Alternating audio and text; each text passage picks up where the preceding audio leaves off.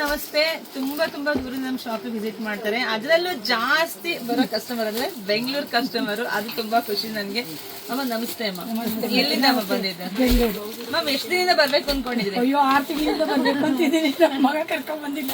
ಮನೆಯವರು ಒತ್ತಾಯ ಮಾಡಿ ಇವತ್ತು ಕರ್ಕೊಂಡ್ ಬಂದಿಲ್ಲ. ಹೋಗ್ಲೇಬೇಕು ಅಂತ ಅಮ್ಮ ಮಾತಾಡಿ ಬಂದು. ಏನ್ ಅನ್ಸುತ್ತಮ್ಮ ಸೀರೆಗಳು ನೋಡಿದಾಗ? ನಮ್ಮನ್ನ ನೋಡಿದಾಗ ಏನ್ ಅನ್ಸುತ್ತೆ? ಇನ್ನೂ ಖುಷಿ.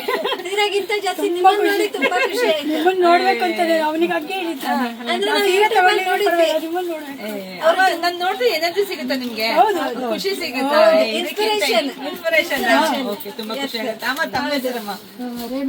ಅಮ್ಮ ನೀವು ಬೆಂಗಳೂರಿಂದ ಶಿವಮೊಗ್ಗದಿಂದ ಬಂದಿದ್ದು. ನಮಸ್ತೆ ತಮ್ಮ ಹೆಸರು ಮ್ಯಾಮ್? ಮಂಜುಳಾ ಅಂತೇಳಿ. ಸೊಸೆ ಮೊಮ್ಮಕ್ಳು ಬನ್ನಿ. ಸಂದೇಶ ಬನ್ನಿ.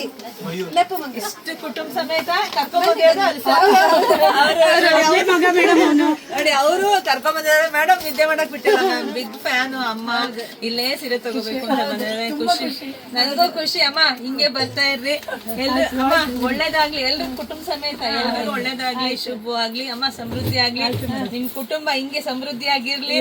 ನೀವೇನೇನ್ ಅನ್ಕೊಂಡಿದ್ರೆ ಎಲ್ಲವೂ ಮಕ್ಳಿಗೆ ಮೊಮ್ಮಕ್ಳಿಗೆಲ್ಲ ಸಿಗ್ಲಿ ಮಾ. ಥ್ಯಾಂಕ್ ಯು ಮಾ. Thank you madam. ನೀವು ಇನ್ನು ಇದೇ ತರ ಇನ್ನು ಹೆಚ್ಚಿನ ಹೆಣ್ಮಕ್ಳಿಗೆ ಇದೇ ನೋಡ್ತೀವಿ ಮೇಡಮ್. ನೀವು ಶಲ್ಯ ಕೊಡೋದು, ಊಟ ಕೊಡೋದು, ಬೆಡ್ಶೀಟ್ ಹೊಚ್ಚೋದು ಪ್ರತಿಯೊಂದು ನೋಡ್ತೀವಿ. ತುಂಬಾನೇ ಖುಷಿ. ಅದನ್ನ ನೋಡಿ ನಿಮ್ಮನ್ನ ಮೈಸೂರಲ್ಲೆಲ್ಲ ಕೊಟ್ಟಿದ್ದೀರಲ್ಲ, ಹೋಟ್ಲಲ್ಲೆಲ್ಲ ಹೌದು ma'am.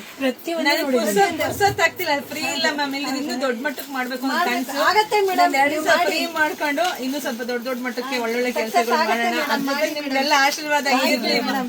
Thank you ma'am. Thank you so much.